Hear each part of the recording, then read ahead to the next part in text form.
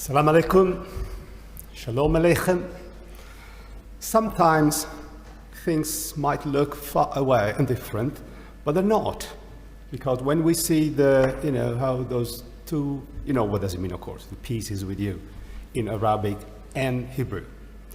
When we see this written down, they look very different. One is so rounded, the other one is so square.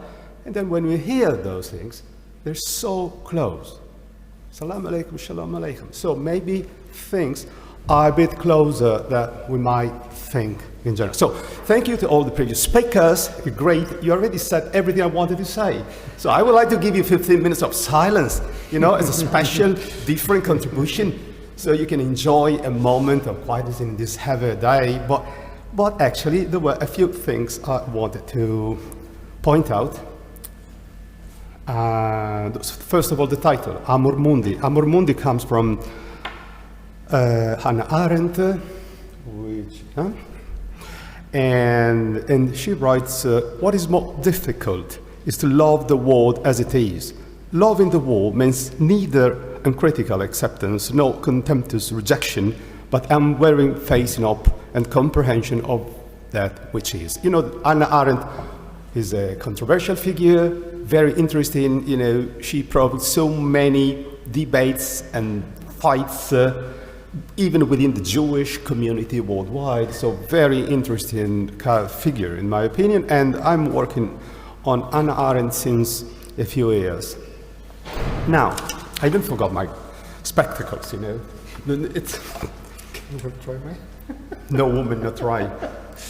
Oh, not bad, not bad. Very good indeed. Thank you. Almost, yeah. So, imagine that the only language I taught in my life is Russian. But my teacher was a lady from Kiev, from Ukraine, Gospoda Irina Krivchenko, and she was teaching me Russian from an Ukrainian perspective. Also giving me, здравствуйте, здрасти. So very interesting. So this is my, my memory of Ukrainian and Russian relationship at that time. I was rather young, but I really wanted to go into Dostoevsky. Never happened. Don't worry. Not even a word. I mean, it was too difficult. So,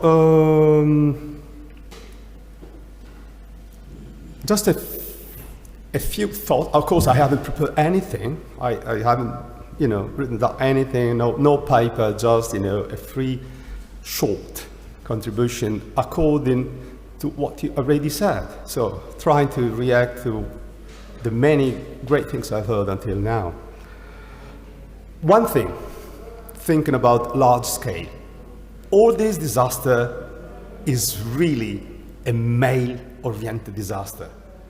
This is, the woman is missing. The woman's voice is missing. I don't know, we haven't mentioned that until now, but, I'm obliged to mention so, because this is just, all these incredible, this is not the right word, these idiotic or whatever things happening at the moment, And so we need another voice. We need other voices, and we need different perspectives. And also think about, all this global thing, because as already mentioned today, it's like Russia want to go back to, last century, 1940s. This is not so, in my very humble opinion. This is the previous century. This is imperialism. And when you think about, Russia, China, Turkey, and all the others, this is just beyond imagination. This is really 19th century. It's much earlier. And it goes back to slavery and to the other things we already heard so beautifully until now. So it's a time machine. It's so primitive from a political point of view, from a diplomatic point of view, from a human point of view, that you can't believe it. It looks like a fake thing. This is really Orson Welles' fake. This is beyond imagination. You couldn't even think so until February 24th. But this is happening, and it's really a scandal. So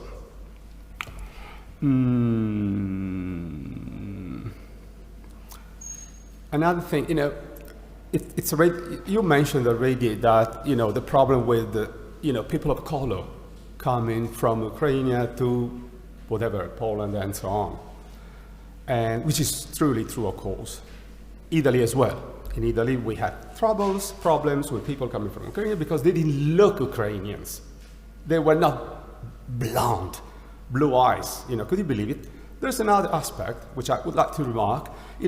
All the women from Ukraine, raped and pregnant, arriving in Poland, and they fight. They can't fight. They face extreme law against abortion. Could you believe it?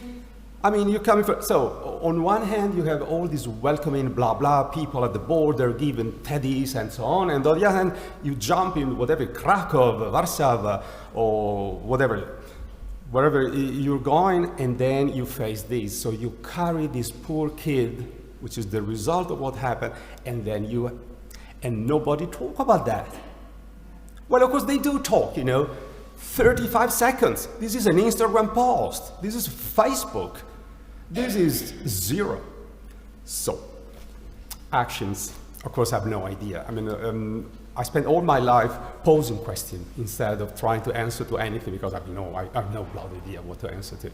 But art processes, art practices, what to do in front of this? What do we do? I mean, does it make sense to do something? Maybe yes. Maybe there's something. And I was just thinking, listening to all of you this morning, of course, like, in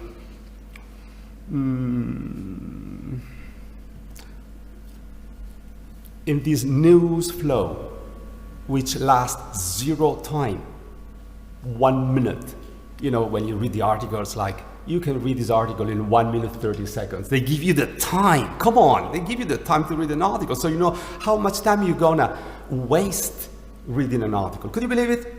This is against the law. I mean, my law, universal laws. So one thing in this news flow, through art practices, to dig into that, to extrapolate something, and to make these visible, and possibly louder. Like this problem with Poland and abortion. I mean, remember Poland 3 months ago? Come on. With all the problems with immigrants and so on, and then all the Slovakia, Poland, and Hungary. We don't mention Hungary, and I'm Hungarian, related. So I like Hungary, come on. But this is just... So we really need to dig into that, extrapolate, make it visible, louder, and let the people know about that. Otherwise, everything is just a screen passing by, which is okay, but it's not enough at this very moment. Then focusing on tiny things, tiny stories, a single story, a Congo family made visible, given names, sorry, to all of them.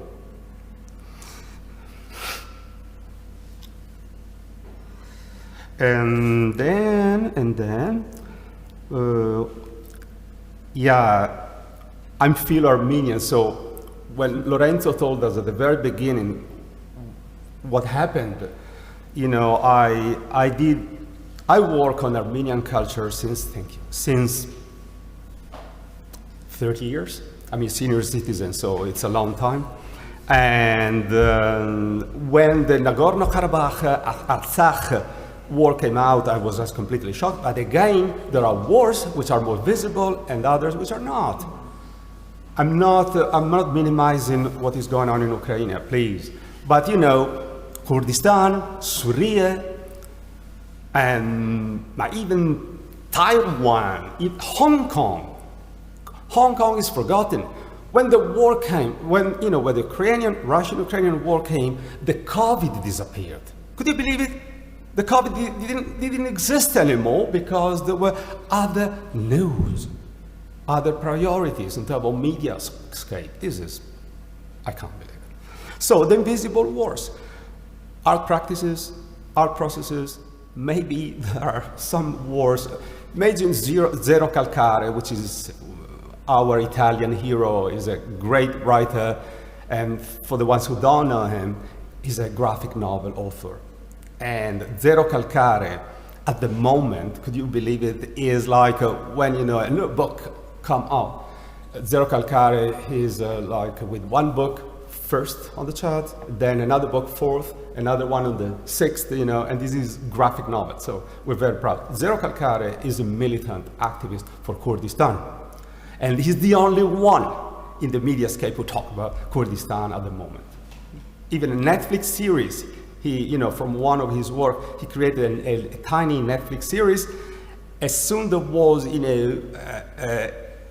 at a certain point, we see a room of a kid, and then there's a little poster on this door, and the little poster is a tiny star, so it's Kurdistan. Immediately, Turkish embassy complained. Could you believe it? Hello, this is really incredible. So why don't we point out? No, why don't we dig? Why don't we remove those tiny little invisible nothing, and then from the invisible nothing, from the tiny stories, maybe we can deal with so-called history, so to speak, because otherwise I don't have any tools, I'm not prepared for that. This is too complex for me and maybe for others as well. And when I did this project on the Armenian diaspora, I went to Burj Hamoud, Beirut in Lebanon, because, do you remember Hitler? When he was talking to his, generals, whatever, and he said, yeah, let's go on with this, remember the Armenians?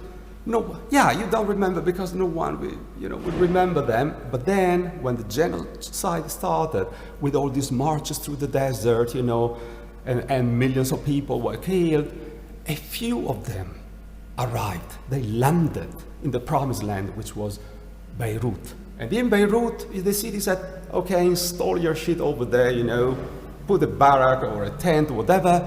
And then now is Burj Hamoud. 150,000 people living there, is the strongest Armenian community in the diaspora from this point of view. So I wanted to go to Burj Hamoud because Burj Hamoud is the living, literally, example of surviving against atrocities like those. So I was filming kids in school, bakeries, and stuff like that. I have many things to say, and I'm going to conclude in a second because there's too much. But one thing I wanted to point out is that I'm obsessed by war. Could you believe it? War is my obsession. Nazis, fascists, war. All my life I was going through war. Thinking stuff like that.